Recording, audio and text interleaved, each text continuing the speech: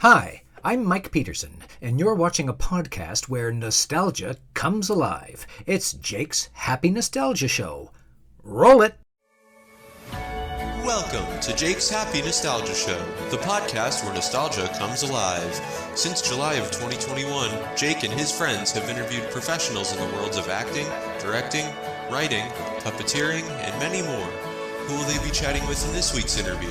Find out in this Jake's Happy Nostalgia Show episode.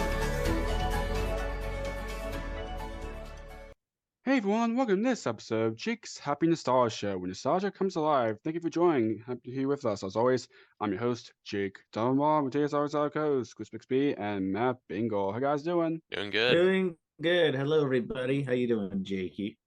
I'm doing great, Matt. Thank you for asking. What do we have for today? Today's guest is a puppeteer, music composer. For our Canadian viewers, he created the YTV block The Fuzz Paws, which eventually became its own original show. He also puppeteered on the shows Nanalan and Whoopi Zillowberg, which we'll get into, as well as puppeteering Edward R. Carney, among others, on Mr. Meaty. But he's most famous for puppeteering Ooh on the Playhouse Disney block Ooh and Ah, which premiered in 2005. Please welcome Marty Stelnick. Marty, welcome. Happy to have you here. Thank you very much. It's that was really interesting to hear that rundown. I don't know if that's a good thing or a bad thing, but I'll take it as a compliment. It's good, you know. Like like sometimes you sort of you forget some stuff, and then you right, yeah, you know, and yeah, that was really cool, and like you know, thank you. Tough that you like went to the trouble, but yeah. What do you want to know? What's going on? Well, to kick this off, since I kind of introduced you a little bit, in your own words, could you tell our audience a little bit about yourself and what you do? A little bit about myself. Okay. Well, I became a puppeteer, sort of accidentally. Originally, I guess I was an actor, and then I was sort of working towards a career in filmmaking, and then I kind of stumbled into puppetry, and but along with all that, my first love really has always been music, and so I'm a musician, a composer, and and so that all those things are kind of constantly happening at the same time. Awesome. Yeah. So what was your background like, and how did you grow up? I grew up in Toronto, and yeah, I was let's see. Well, I was in a choir when I was 7. So I was that was sort of my introduction to the arts, I guess. And I was always kind of interested in performing. And so I really enjoyed that. And then I ended up going into some different schools with special programs, but in high school, I went to an arts high school, and I was a theater major.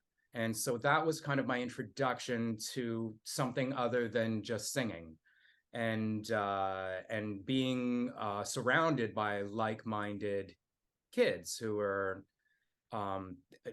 dancers or visual artists or musicians or actors. And our school actually it was cool. It had a like a gifted athletes program as well. So there were also people who were like, you know, swimmers and gymnasts and everything, going to the Olympics, but studying at high school. And then afterwards, I after high school, I kind of popped around. I think I went to like 7 different universities, and I never really finished a program.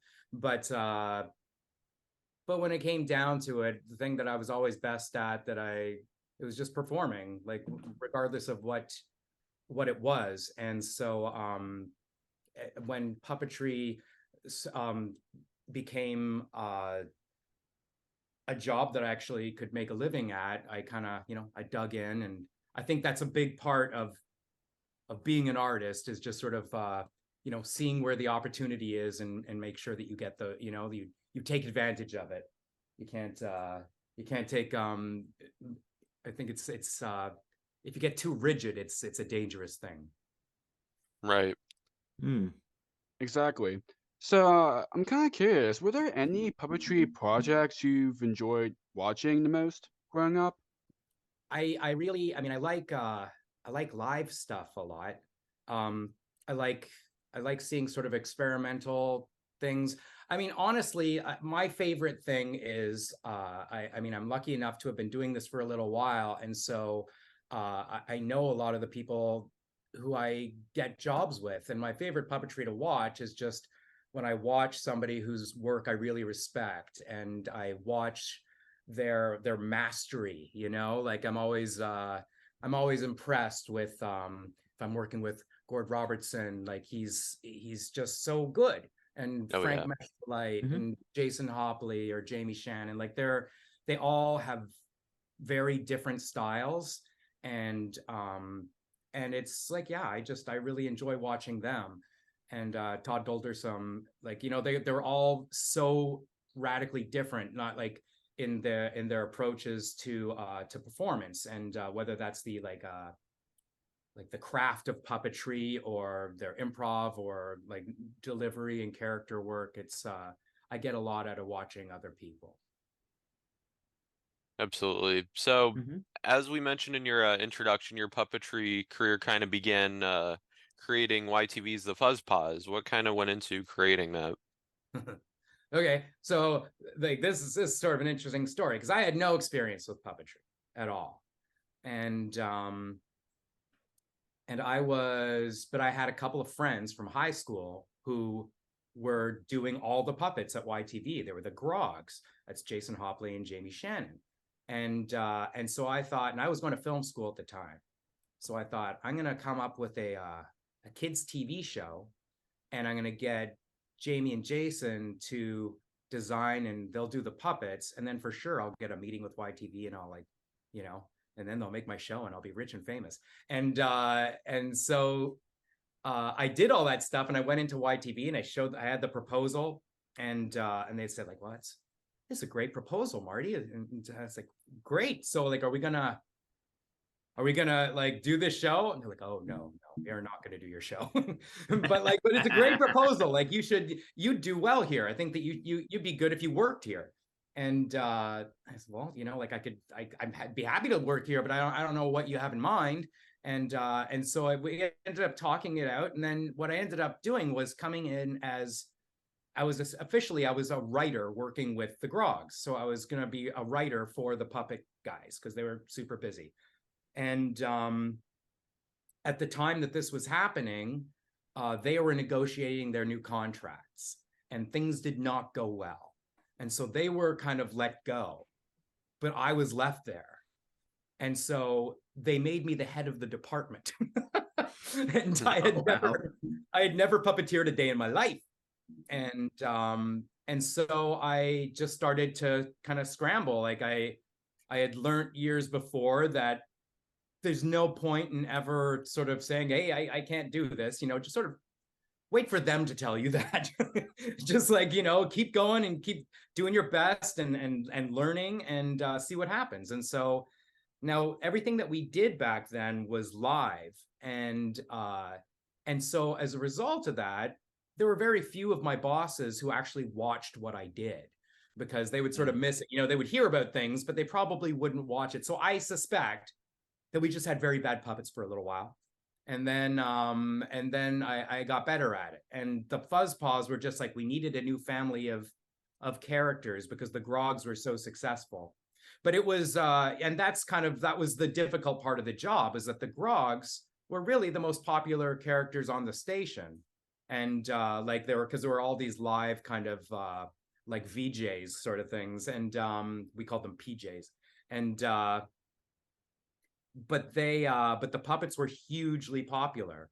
So I was coming in with no experience, and I had to replace the most popular characters, the most popular personalities on the station. So that was a hard thing to try to accomplish. And yeah, but it was my first job, and it gave me a real appreciation for puppetry and kind of started me on my way. So that was Nice. great. Yeah. Really nice. Very well. Very well. So after the block ended, the Fuzzpaws got their own TV series. How did the series come about? there was an executive producer at YTV who really believed in me, and he told me, like, because we were talking, and he said, Marty, like, you guys should do a series, and I'm gonna give you, like, he gave me a budget. It wasn't very much, but it was a budget, and he said, like, just do something and then show it to me, and we'll see how things go. And so we did. We made a really cool show, and it was skewing a little bit older, but the characters, like, it seemed to be like there was a couple of characters who really were kind of preschoolish characters, and then the other ones, they were pretty edgy. And so we thought that it was really a show for kind of tweens. And so we did it. I was super happy with it, and we tested it, and it did really well. And then YTV was sold to, I guess, to Chorus Entertainment, and there was a huge change of the guard. And so all of a sudden, all of those producers that were there supporting me weren't there anymore. And one thing that I find is when new producers come on board, they want it to feel like something they would make. So they want to feel like, they don't want to just say, okay, like, whatever you were doing with that guy, like, we'll move it forward. So they wanted to put their own fingerprint on it. And so then they decided that the show would be a preschool show. And so which really was a radical change from what the original vision was. So but that's how it ended up being, like, what it was. And it was a good lesson for me, you know, like, you can't really, it's difficult, like, especially, like, I had been working there for 5 years developing characters, and then kind of overnight they're saying, okay, but we want to make a show, but the characters have to be different. And so that was a bitter pill to swallow. But you know, that's what happens when you can't just make a show by yourself, right? You got to have all those other people giving their input. Exactly. Yeah. So that's how that show came about. Oh, and I would be remiss if I didn't say, because initially I actually wasn't so keen on it. I was saying, you know what, I don't really want to do a preschool show. And they kind of, but I've been working there for a long time, and they convinced me. It's like, Marty, I think that you'd be missing out. It would be a mistake.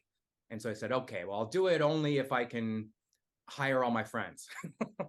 and so that I surrounded myself with my friends, basically. And from the like the producer, the directors, the composers, writers, it was really great, and it felt really good because some of those people had never been given that opportunity before.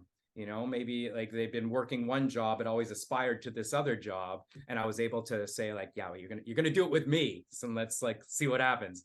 And so I think that's my favorite memory, to be honest, of the show, is being able to do something with all these people who I loved.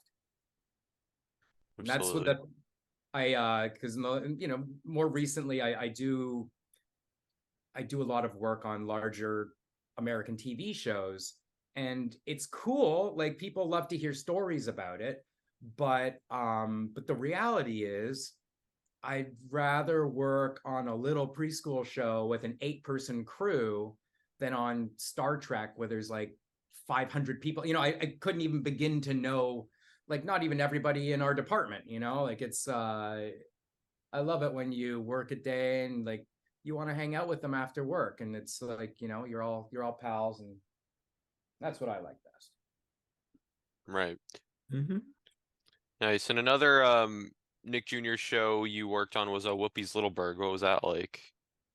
Whoopi's Littleburg was cool. It was because we shot it in New York, and I thought Whoopi was a sweetheart. I thought she was really nice and fun, and I mean, and I guess I'd never worked that closely with, like, a superstar before, and and so I wasn't sure exactly what to expect. And initially we came in, and they're like, yeah, don't look her in the eye, or, you know, they were giving us the kind of, but it was very clear 2 minutes into working with her, that's not how she operates. And it was a big production for what I had experienced up until then. I think the American puppeteers weren't super happy that they had brought a bunch of Canadians over, to be honest. I came over. I wasn't going to say no to anything that Jamie and Jason asked me to work on with them. But the thing that made me really want to do it is the theme song and the music in that show was written by and performed by Dr. John, and he's kind of one of my heroes. And so and in talking to the producer, I remember I was saying, so like, if I work on this, like, will you introduce me to Dr. John? Like, oh yeah, sure, Marty. And so I was real excited about that happening. Unfortunately, it never did happen, but they had some great stories. And I remember I did a character. It was sort of like it was a secondary character, really, but he shows up a bunch of times, and it was a duck. But he was wearing this hat, like a kind of a Rastafarian sort of hat. And I mean, this was a while ago, and like for obvious reasons, like it wouldn't happen now. But I was doing an accent with the puppet, and Whoopi loved it. And so we actually gifted her that puppet at the end of the shoot. Oh, nice. Her favorite. And we just named him Rasta Duck. Rasta Oh, that's cool. Rasta I like Duck. that, yeah. It's cool. That's great. So another one of your most well-known puppeteering roles was, of course, puppeteering Ooh on Ooh and Ah. How did you kind of get that role? How did I get that role? That was another, like, okay, so there was a point in my career where I decided, you know what? I'm not going to puppeteer anymore. I'm going to be an architect. And I was already, like, I was in my 30s, but I went back to school, and I was accepted into this this master's program out in the East Coast. And so I went out there, and so I stopped puppeteering. And then I ended up actually not staying in the program, but then I gotten a grant to write an album. And so I was all into music, and I came back to Toronto, and I was, you know what, I'm going to be just a musician. I'm going to do other things, but I'm going to, even if I'm broke for a while, that's fine. And then my dog needed surgery. My dog needed an operation, like, as soon as possible. And it was going to be like $3,000 or something. And so like, how am I going to, $3,000 for a musician is not that easy to come up with. And so I called all my old friends in puppetry, and I said, like, is there anything going on? And originally it was Todd Doldersom was going to be Ooh, but things didn't work out for some reason. I can't remember exactly what it was. He was on another TV show, I think. And so they were suddenly in the lurch, and he's like, actually, yeah, like, if you can do it, we need a puppeteer to come in like this weekend. And so I was like, great. It's like a weekend shoot. And, it's just a few days, and it'll help me with the, my vet bill. And so we did that. And that was it was kind of like a pilot. Like, what had happened was there was, I think, 8 different, companies from all over the world, and they were pitching ideas for the interstitials. And so this was the pitch. It wasn't the show yet. And I just thought it was going to be a weekend of work, and then I'd go back to being a musician. And then not only was it the weekend, but they said, like, we got the job, like, it's going to be us. And so we ended up shooting that for 8 years or so. And it was such a great experience, because the neat thing about that show was it was for the whole world. And so it was, our voices were dubbed into all sorts of different languages, and we would do, the Christmas stuff for the States and Canada. But Spain's Christmas traditions are very different than North American Christmas traditions. So we do their traditions. It was like something about you leave like boots at the end of your bed or something. It was really, like all these different things. It was odd. And well, not, it was different. I hadn't heard of it before.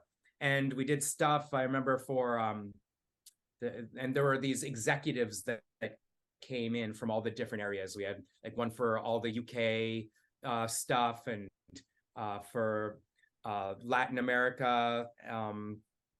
There's a woman from Singapore for Asia and or for East Asia, and yeah, it was just like that was a really neat thing to do, and we were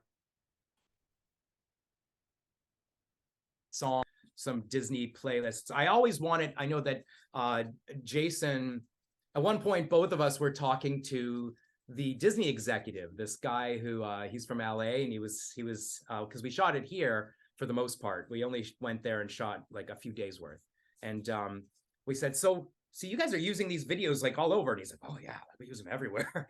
He's like, so if we went to Disneyland, would you like hook us up? He's like, oh yeah, we could hook you up. And so I really wanted to do that, but I didn't end up making it down to Disneyland. But Jason did, and he said that they were true to their word. They really did. They hooked him up, and he had a great time. Oh, definitely. And yeah, and so that's what Ooh and Ah was like. Definitely. It's wonderful. Awesome. So I'm kind of curious if you, of course, if you remember any of them, but do you have any favorite Ooh and Ah segments? Favorite Ooh and Ah segments? I liked it when we dressed up, and so when the puppets were in costumes was always fun. One of my favorite memories with Ooh and Ah actually was we had a production manager named Sharon Summerling, and it was Sharon's birthday, and so when she wasn't paying attention, we lip synced a music video complete with like all sorts of costume changes and set changes, and it was Ooh and Ah, and we did it to My Sharona for Sharon, and and Wow. it's awesome. It's That's my favorite amazing. thing. There's also, and I don't have it, so you know, don't even ask, but there is a blooper reel out there that is a little salty, and As most of them are. Jason enjoyed, you know, like and yeah, because the people would just like keep all that stuff, but somebody actually like tied everything together and put a reel together for everybody to enjoy, and it was pretty funny. One of my favorite segments, gosh.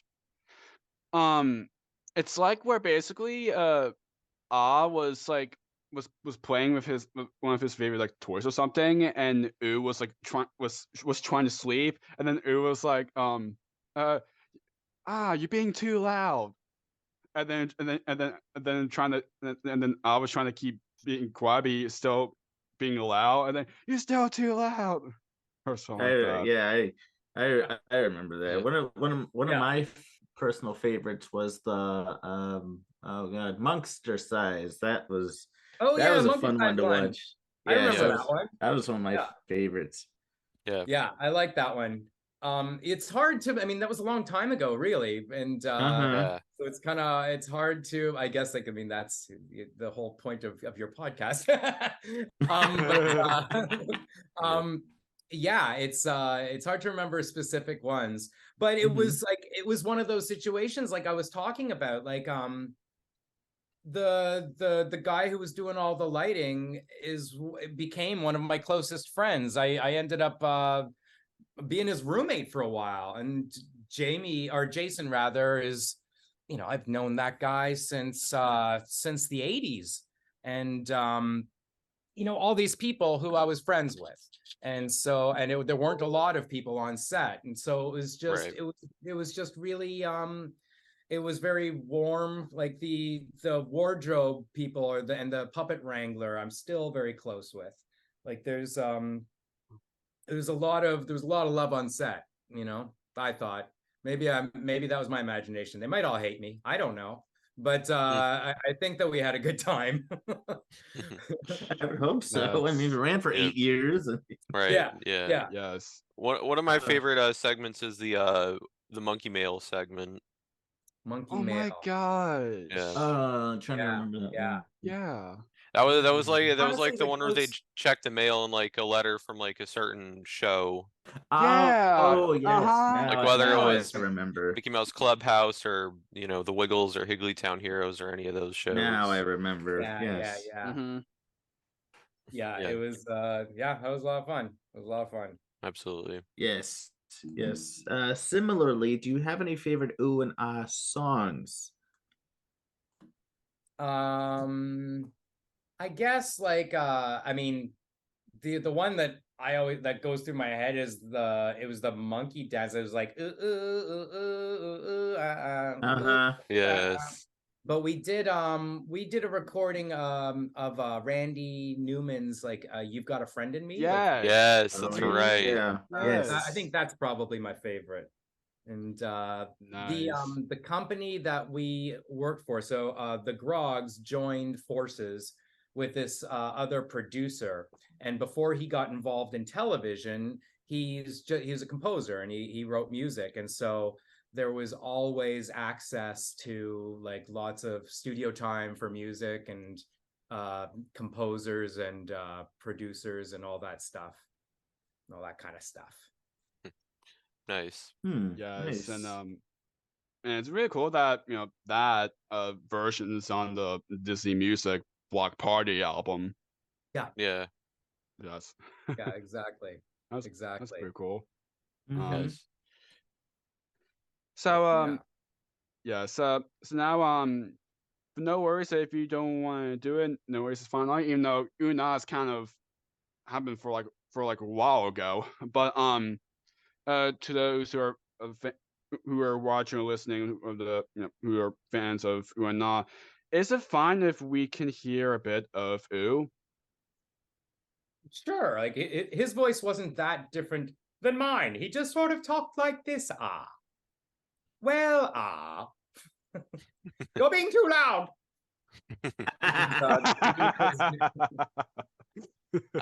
Another memory cool. that just popped into my mind that I remember, because there was also the UNA website, and I remember there was an UNA game, the Coconutty Bowling game.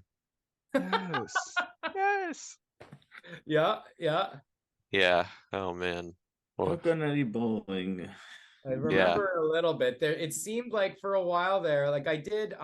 There's a station in Canada called TVO, and it's like a provincially run station, kind of like how the BBC is like kind of national. Like this is just the province, and so we did. I did some characters that were reoccurring on a show there. And there were all these apps and web games and things that they would do, and so it's an interesting process because there's rarely any puppetry that you need to do, but you have to go in and they give you just like a sheet of paper, and it's got like maybe 100 phrases and 50 words, and they're just like, just say them all, like, and do them 4 different ways, and like, and you're just there for hours going like, canoe. Oh my gosh, yeah. Like, Right, yeah. and then they put it all together, and man. it's a weird experience.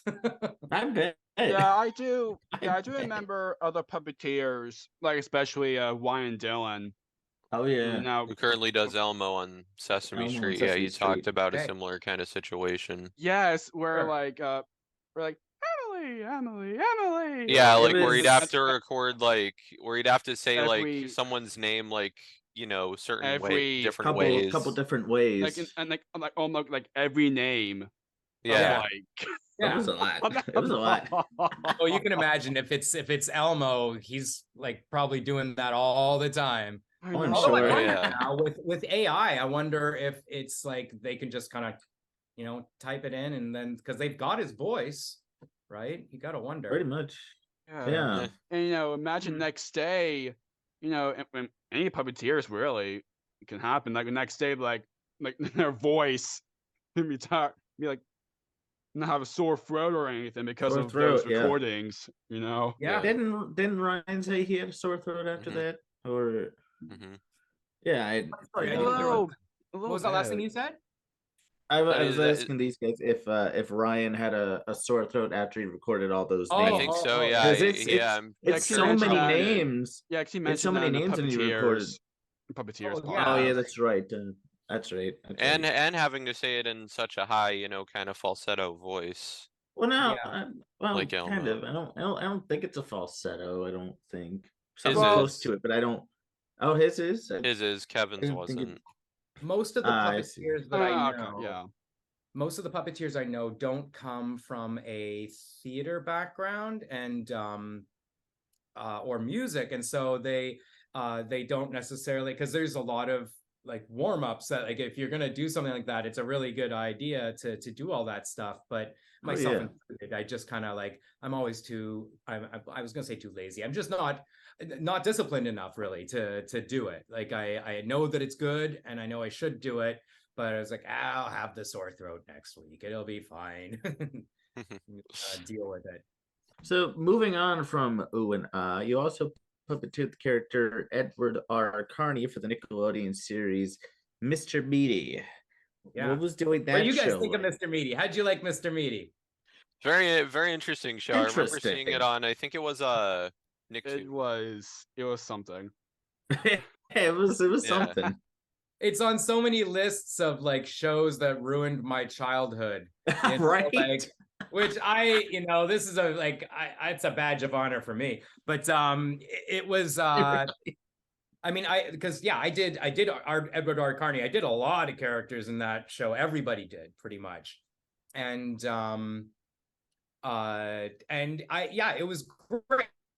It was great. It was before, because it was not a union show. Had it been a union show, I would only have been able to do maybe one character or two characters. But because it was this group of friends who've been working together forever, you'd literally come into work and somebody might say, like, I think you should do that one and maybe that one. And you just kind of like, that's going to be your day, and on those lists, there was one episode that people talk about. Do you remember the tapeworm episode when there's think so. Yeah.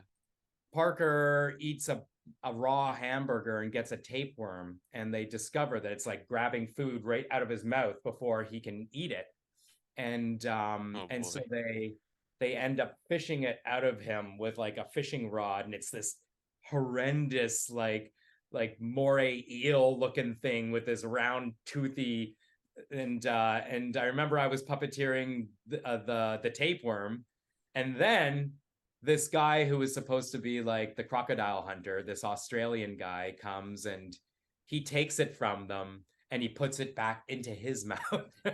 and I was puppeteering him as well. So that's one of my the things that I really enjoyed, was just being able to be part of something that makes so many lists of most horrendous moment of my childhood, and but Edward Carney is one of my favorite characters, I think, that I've ever performed, in a way.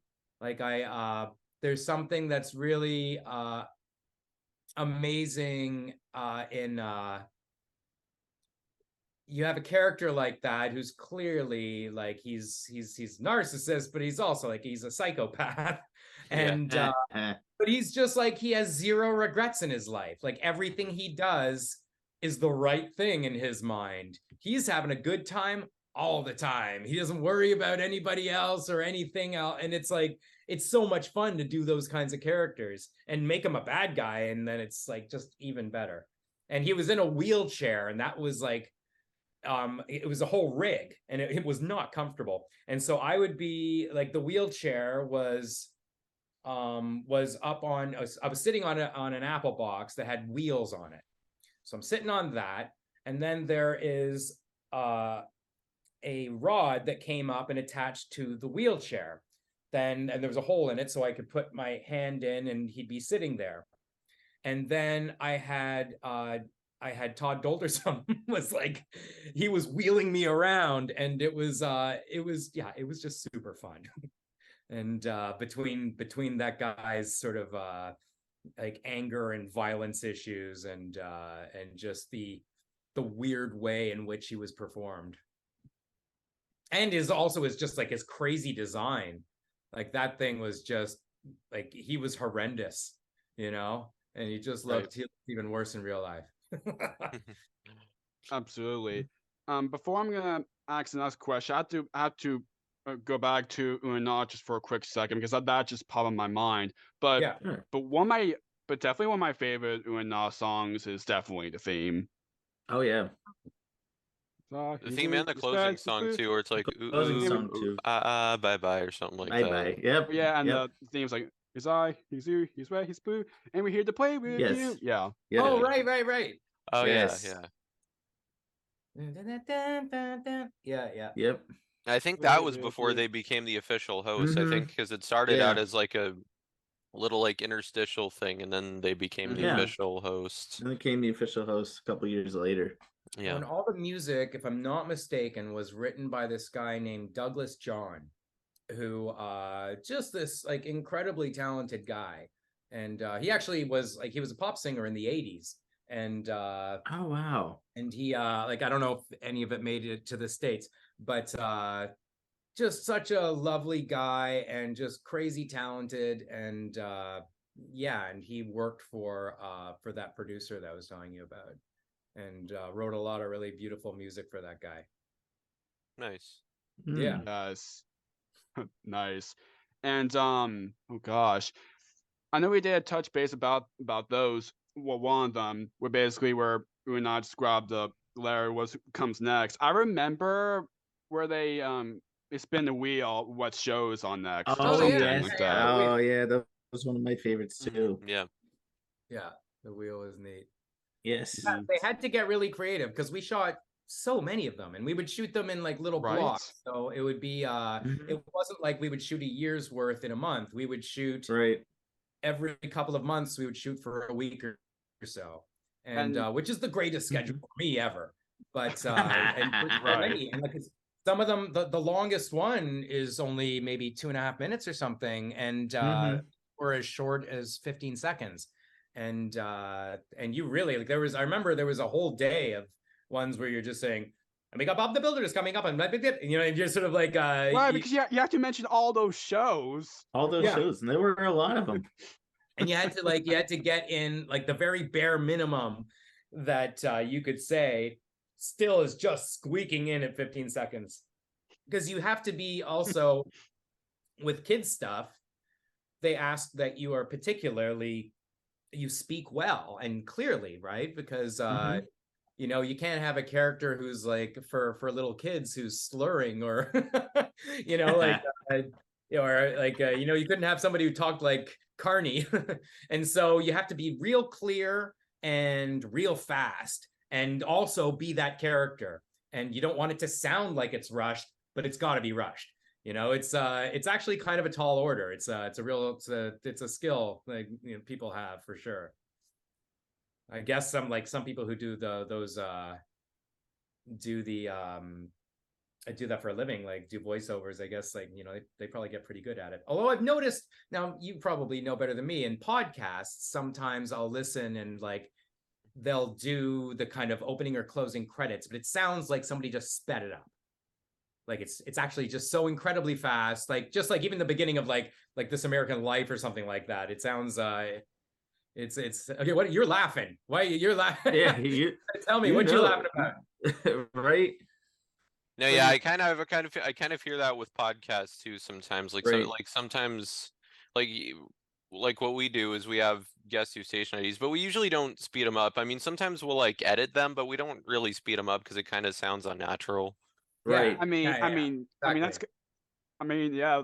sped up is kind of funny in a way when you're trying to like, okay, just 10 seconds to just speed up credits. We can't go all a whole duration of the closing.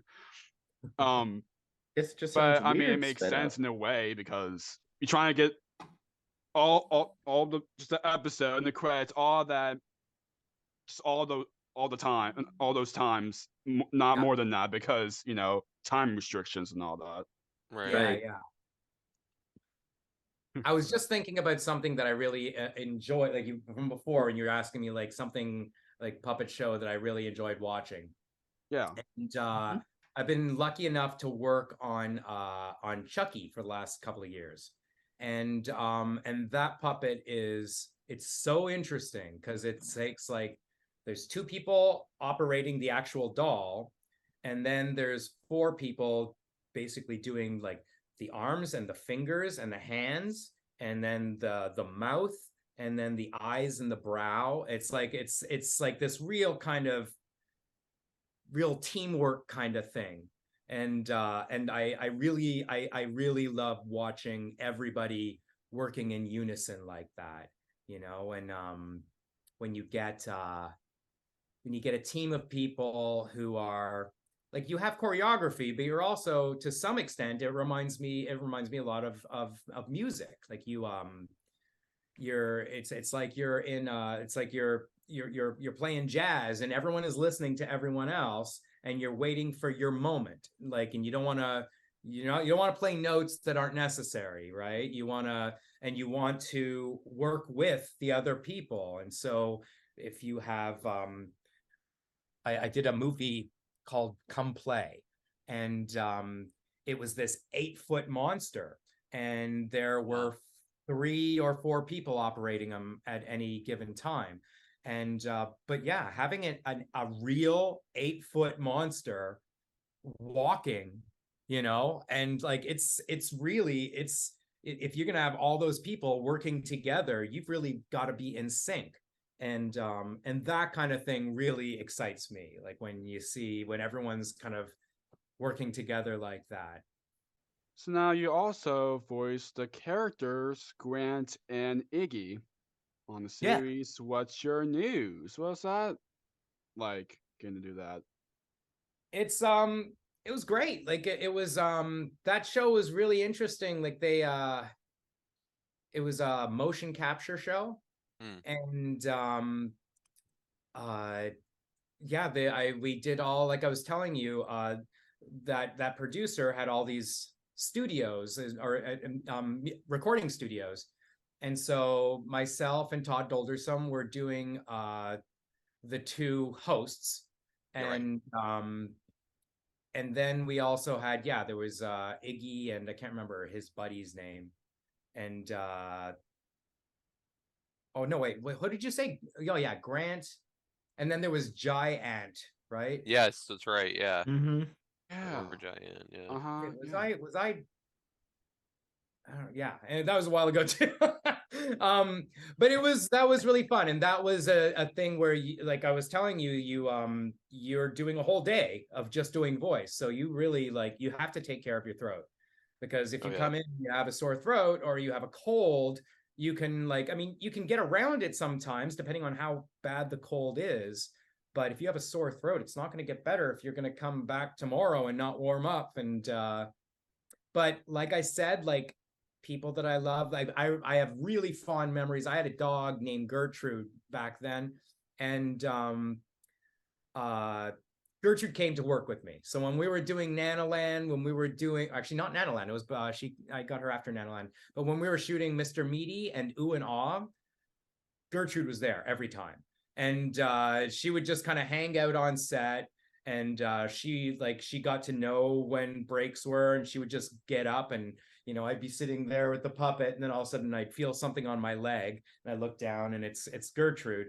And so everyone's like, all right, well, Gertrude says it's time for a break. And so we'd go on break. And when we were doing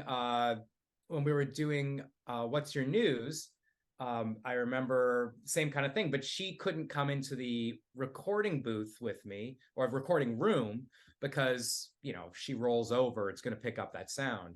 And Right. so I would just like the where the engineers are with the big mixing boards and everything, I just kind of lay my jacket down, and she would plop down over there and hang out with the engineers while I was doing the recording.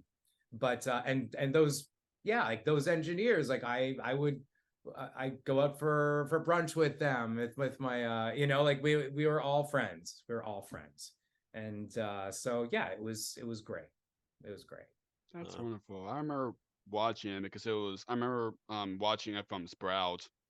Yeah, exactly. Yeah, So and I think like we shot a second season, but I don't know if it ever even aired. I'm not sure if it did. I don't think that it did. But it was yeah, it was a neat thing. It was a neat thing.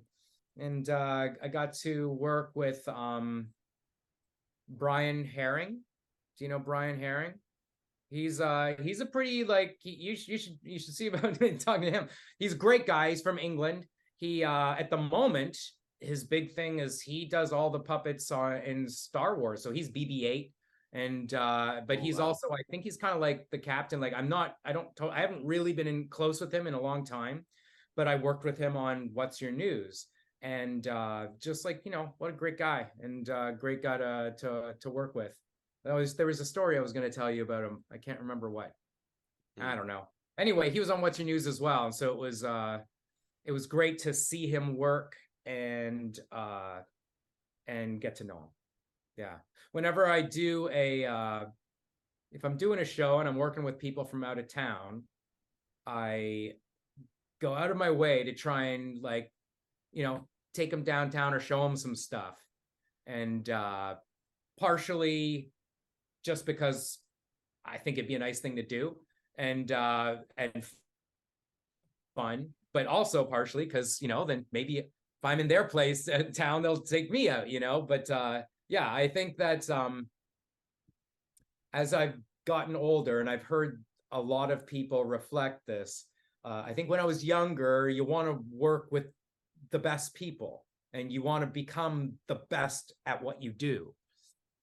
But now, especially being, sometimes I'm hiring people now. I'm not, and I don't, being the best puppeteer is great. I would love to work with the best puppeteer, but if I had to choose between the best puppeteer and somebody who I really enjoy spending time with, like I'll always choose the person I enjoy spending time with, because that's, I think, the bottom line with like the hours are long in television.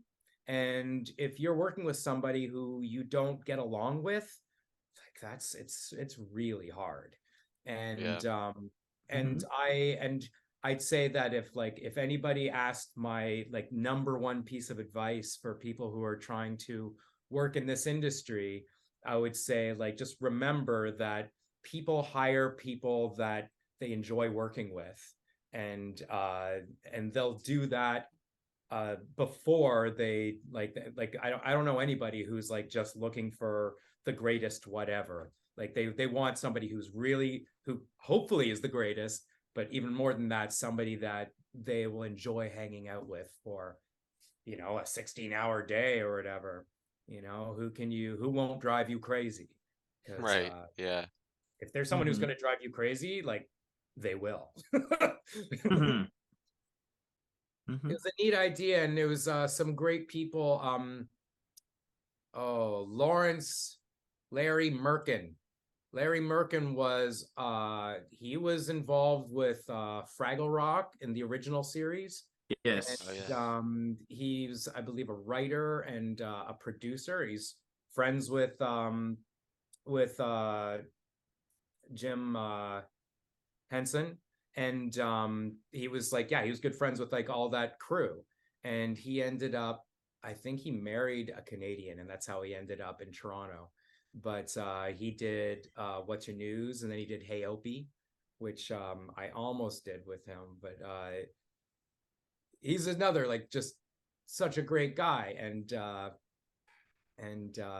that was just like another perk of being on What's Your News. And I think that it was his idea, that show. Very interesting. So you mentioned TVO earlier. One of your later puppeteering projects was puppeteering Babu on the TVO kids series Now You Know. Yes. Could you talk a little bit about the show and what it was like working on it? Sure. So this is a theme for my whole interview. The producers on that show were friends. Like, and so I had been doing puppets for quite a while, and I got a call from a guy I went to film school with, and he said, "Hey Marty, like I want to do this, shoot a pilot for a kids series idea that I've got. Would you be interested, like, in giving me a hand?" And we would just be shooting it in my living room. I'm like, sure, man, whatever. And not expecting too much, right? And then I get to his puppets are kind of terrible, and it's just we're in his living room, you know, and like it's just everything's like I had zero confidence in what was going on. And before I go further too, so I was doing me and the other puppeteer, we hadn't been cast. And so the other guy's like, "What character do you want to do?" Like, if it's up to me, I want to do Babu, because Babu has no lines. He just makes noises, so you don't ever have to learn lines. You just go and so we go in and we shoot it, and I really I don't think that it's going to go well. And then maybe 2 weeks later, he sends me what he made, and I was like, "Holy shit! Like that's really good, man." It looked fantastic. And because he's just this kind of uniquely talented individual, and he can edit, he does visual effects, he's a writer, he shot it, he's a real talented guy. And the producer is also incredibly talented, and they're married. And so we did the show. It has two main characters. There's Babu and Howie, and they went through 3 different Howies, I think. But I was lucky to be the only Babu, and but it was great fun. It was I ended up shooting them all with Frank Meshkalite as Howie, and so I had met him and worked with him a little bit at TVO. But that was the first show where we really worked closely together, and we became quite close friends. And yeah, I talked to him regularly, and it was we got to shoot in a ton of really cool places. That's one of the perks of kids TV. We'd shoot at reptile museums and butterfly conservatories. I met Chris Hatfield and worked with him a couple of times, the astronaut, and so much cool stuff. We learned things because the whole idea of the show, it's there's this kid and his pet monkey, and then they wonder about something, and then they go and they talk to an expert, and they also ask a bunch of little kids what they think the answer is.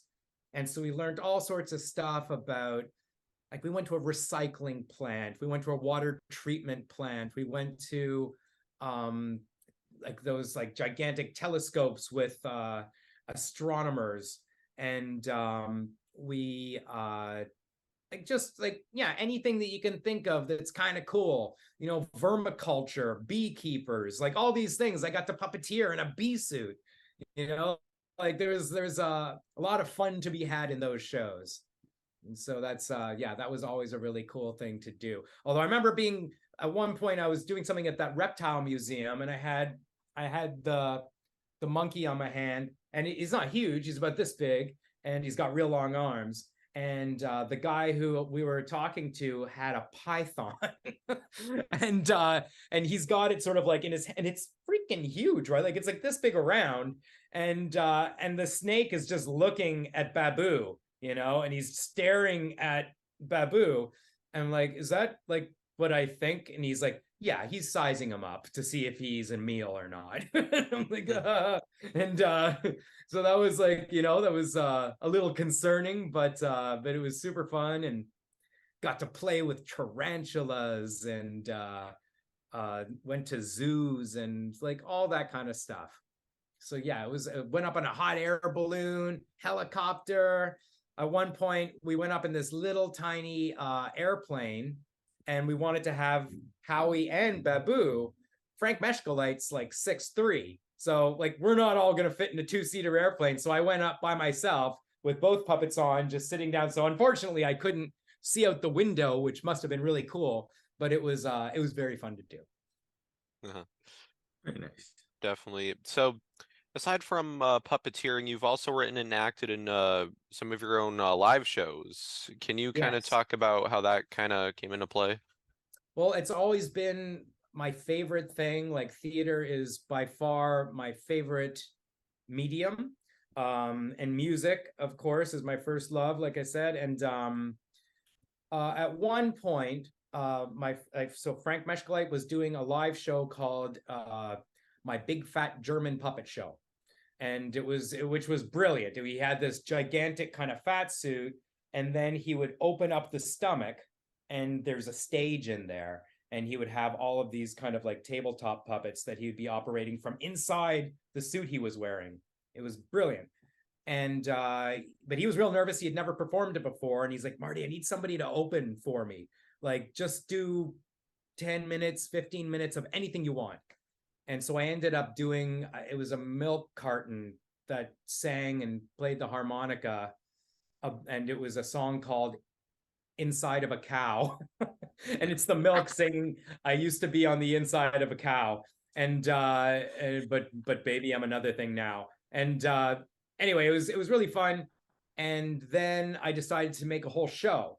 And it was an adult show. And Frank and I did our 2 shows as a kind of a double feature.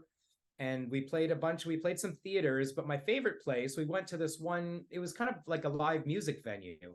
And so we ended up with this crowd of people who weren't necessarily puppetry fans or theater fans even. They were just sort of people who were out to have a good time, because it was a really fun show. And one of the most rewarding moments really in my career is like after the show, there was this one guy who was just like, that was amazing. Like, I had so much fun. I've never gone to theater before. Is this what theater's always like? Is it like this? Like, he didn't know. And that's what I think that I think that theater needs to be reintroduced to the Netflix crowd, and it needs to be a little less highbrow and a little more accessible and more fun. And so I did that show, and I had a blast doing it. Then I did a kids show, similar kind of situation. A theater contacted me and said, Marty, if you want to, you can do any show that you want. We have an opening for you at the theater, and here's your budget. And so I said, great, yeah, I'll do that. And so I created the show, and then the next year it was remounted and it had a longer run. And then it was nominated for 3 Dora Awards, which are, I don't know, for lack of it's like the Tonys, but for Toronto. And, Nice. but it was like, yeah, it was a big deal for me, and very rewarding. And it was a kid's show, and it was based on The Ugly Duckling. It was called The Ugly Duck Thing. And I got a lot out of that. And at the moment, I'm working on a new show that's going to be, it's not exclusively puppets, but it's got puppets in it. And it's based on an event that happened in Toronto in 1855. And it's called the Great Circus Riot of 1855. And it's just this real weird event that happened in Toronto and changed the course of the country. With there was an American circus that visited, and the clowns got into a fist fight with a fire brigade at a brothel. What? Yeah. And it resulted in, like, eventually there was here's a spoiler, the clowns beat them up. So the clowns beat up all these firemen, and then the firemen were all kind of butthurt. So they got all their firemen friends and the police, and like, it was like Gangs of New York. It was like all the Protestants. And so they went down and they just lit the circus on fire. And there was just like people jumping into the lake, like, to serve. And it was chaos. And that event led to widespread police reform and municipal changes. And it actually Toronto for the time became arguably the most progressive city in North America, and it all happened because a bunch of clowns walked into a brothel.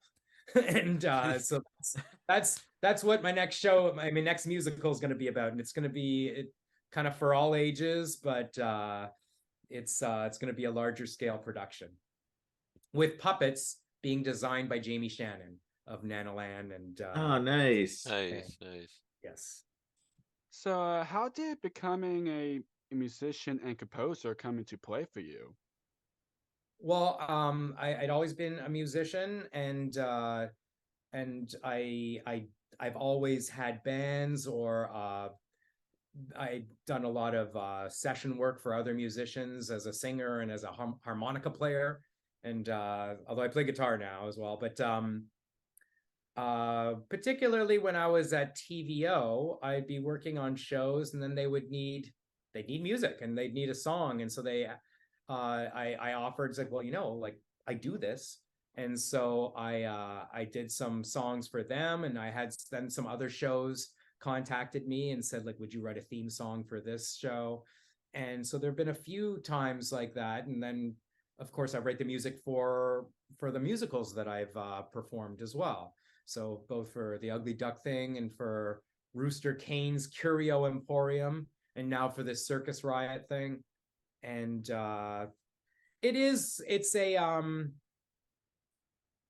there's a lot of opportunities, particularly if you're doing kids stuff. Like, eventually somebody's going to ask you to sing, right? Like in almost every show, like certainly like in the Fuzzpaws there was singing, and like, every show.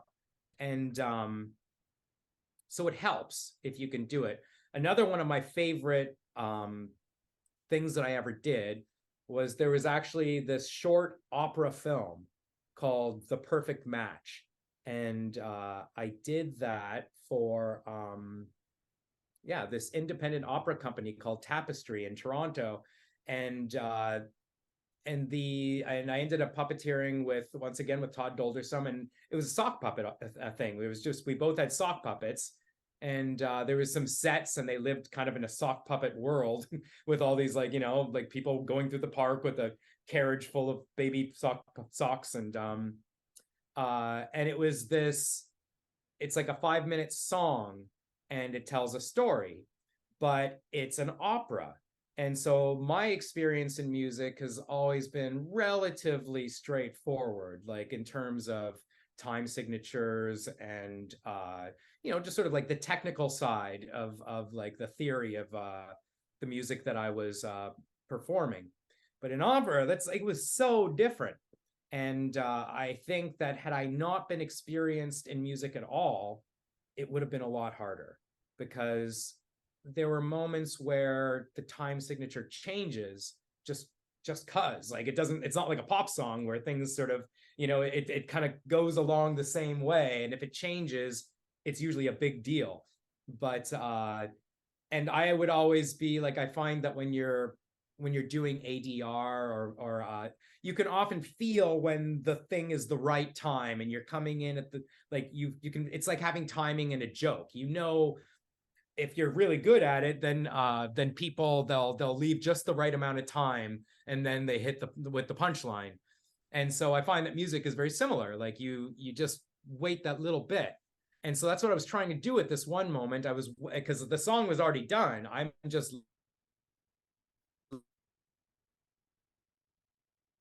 moment wrong. And finally, like, the director comes over, and he's like, what's the problem that you're having? And I said, like, well, I'm trying to feel when that moment comes in, because it's in silence, there's nothing, and then all of a sudden he just starts to sing. So how do you, like, I'm trying to like figure it out. It just feels like it's coming in around here. He's like, oh no, nothing. It just feels a certain way with opera. It's like, it's like 1 2 3 4 5 6 7 1 2 3 4, and it's on the 4, and it's like, and it's just like, it was such a really great experience, like learning moment for me. Like, I'd never worked in opera before. So so like that's how it's, like, as you asked, how it comes into play, is I think being able to sing and understanding music is really, really helpful when you're a puppeteer. Absolutely. Mm-hmm. So, as we're kind of getting close to wrapping up, Yep. to anyone watching or listening, what would you like to say to those who have supported you throughout your career? To all the people who've supported me throughout my career. Oh, well, I'd want to thank everybody for that support, and I hope that they enjoy the things that are to come, and I hope that at least some of those people have been moved to maybe do some of it themselves, and hopefully they can entertain me in the future. Absolutely. If people would like to connect with you, where can people find you? Where can they find me? Well, I mean, I'm on Facebook, I guess. I'm not so into social media, to be honest. But yeah, that's how you guys found me. And I do read all that stuff. So yeah, if they're so inclined. Definitely. So, the last question that Matt's about to ask is the question we ask all of our guests at the end. Go ahead, Matt. Thank you, Chris. Of course, this podcast is called Jake's Happy Nostalgia Show. When you think of nostalgia, Thank you. Yep. Thank you, post-production. When you think of nostalgia, what do you think of? Or in your own words, how would you define the word nostalgia? Defining the word nostalgia. It's definitely I don't know for certain, but I've always thought that it has positive implications of memories of the past. And I think that I think that you can be nostalgic for things that weren't even that far in the past, but Right. I think that as you get further and further away from salient moments of your life, you hopefully start to forget any of the bad stuff and hold on to the good stuff. And that's nostalgia for me, is when you kind of because there's lots of complicated feelings and emotions with any experience, but after a certain amount of time has gone by, the crappy stuff kind of just goes away, and you kind of have this, maybe not super realistic, but it's like when you remember something positively, that's nostalgia to me, I think. Absolutely. Great words to end on. Well, Marty, thank you so much for taking the time to do this interview on our podcast. This is a blast. Yes, and I know Chris and Matt are gonna say the same thing what I'm about to say. Thank you so much again for being on, and for what you've done in puppetry field over the years. It means a lot to us that we watch and another work you've been done so for over the years, and be a part of our lives. Keep up a great work of what you're doing now, and cannot wait what's next in store for you. Right. Thanks a lot. That's really nice to hear. It's a pleasure meeting you pleasure. guys. Yes, keep in touch. Yes, you too. Marty, I'll let you know when this goes up. All right. Thanks. Take care. Good Thank night. you. Bye-bye. See ya. Bye-bye. Bye. And it's goodbye from us as well. Yes, absolutely. We absolutely enjoyed our time with Marty Stelnick. Keep on the lookout for more wonderful interviews coming your way as always. And to end this off, what do we say, Jake? Keep nostalgia alive. Take care, everyone. See you next time. See ya. Bye. Bye. Bye. Thank you for tuning in to another wonderful Jake's Happy Nostalgia Show interview. Be sure to follow Jake and the crew on social media and stream the show wherever you find your favorite podcasts. And as always, remember to keep nostalgia alive. Bye-bye.